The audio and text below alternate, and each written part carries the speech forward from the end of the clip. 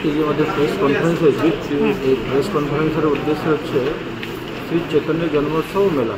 আমরা এই বছরে 10ম বার্ষিক শ্রী চৈতন্য জন্মোৎসব পালন করছি। 2015 থেকে এটা আরম্ভ হয়েছে গড়িয়া মিশন বাগবাজার কলকাতার উদ্যোগে। এর সঙ্গে যিনি গড়িয়া মিশনের সংস্থাপক আচার্য, প্রতিষ্ঠাতা আচার্য ছিল ভক্তি সিদ্ধান্ত সরস্বতী গোস্বামী প্রভুপাদের, এই বছর আমরা 150তম আবির্ভাব তিথিও পালন করছি। যে আবির্ভাব তিথির মহোৎসবের উদ্বোধন করেছেন ভারতের বর্তমান প্রধানমন্ত্রী শ্রী নরেন্দ্র মোদী ভারত मंडपम में प्रगति मैदान न्यू दिल्ली विगत 8 फरवरी। और এটা एक বছর ধরে চলবে। और ভারতের বিভিন্ন জায়গায় বড় বড় অনুষ্ঠান হবে ভক্তি সিদ্ধান্ত গোস্বামী প্রভুপাদের 150তম আবির্ভাবের বিষয়ে। और শেষ করব আমরা আগামী বছরে 2025-এ ফেব্রুয়ারি মাসে কলকাতাতেই করব।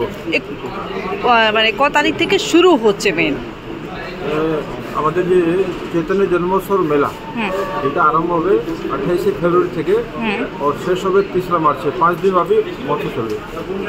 আচ্ছা, কিরকম মেলা হবে, কি কি পাওয়া যাবে, মানে কি কি ওর মধ্যে দেখতে পারবে, মানে সাধারণ মানুষ যারা যাবে কি কি ওখানে পাবে? মেলার মধ্যে বিভিন্ন রকম ধরনের স্টল থাকবে। সেই স্টলের মধ্যে খাওয়া দাওয়ার জিনিস থাকবে, বিভিন্ন রকম খাওয়া দাওয়ার জিনিস।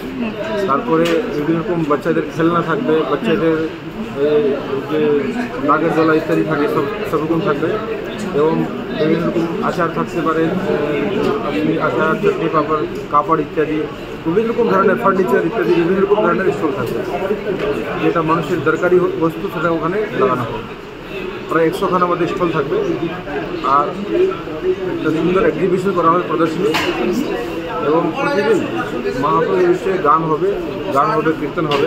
এবং চৈতন্য মহাপ্রভুর বিষয়ে প্রতিদিন বক্তৃতা হবে বিদ্বজ্জনের দ্বারা, সাধু মহাত্মাদের দ্বারা ওখানে প্রবচন হবে।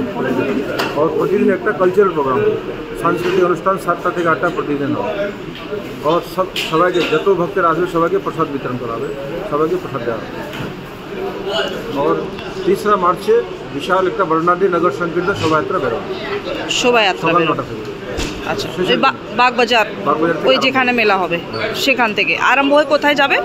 আর এটা বাগবাজার সার্বজনীন মাঠ থেকে আরম্ভ হয়, শ্যামবাজার 5 মাথা মোড়ে আসবো, তারপরে বিধান সরণিতে, এখান থেকে তারপরে বিবেকানন্দ মোড় হয়, গ্রিস পার্ক থেকে বড়বাজার থেকে বিকে পাল ধরে আমরা আবার বাগবাজার চলে যাবো।